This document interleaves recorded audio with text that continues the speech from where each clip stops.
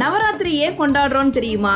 சிவனுக்கு ஒரு ராத்திரி சிவராத்திரி, அம்பாளுக்கு 9 ராத்திரி நவராத்திரி. மகிஷாசுரன் அப்படிங்கிற அரக்கனை அழிப்பதற்காக அம்பாள் மகிஷாசுரனோடு 9 நாட்கள் போரிடுறா. 10வது நாள்ல மகிஷாசுரனை வதம் செய்து மகிஷாசுர மர்த்தினியாக வெற்றி வகை சூடிய நாளதான் விஜயதசமியா கொண்டாடுறோம். புரட்டாசி அமாவாசைக்கு பிறகு வரும் அந்த 9 நாட்களை தான் நவராத்திரியா அம்மனை நினைத்து நம்ம வழிபடுறோம். நவராத்திரியில முதல் 3 நாட்கள் சக்தியை தரும் துர்க்கையாகவும், அடுத்த 3 நாட்கள் செல்வத்தை தரும் லட்சுமியாகவும், கடைசி 3 நாட்கள் கல்வி ஞானம் தரும் சரஸ்வதியாகவும் அம்பாளை வழிபடும் வழக்கம் இருக்கு.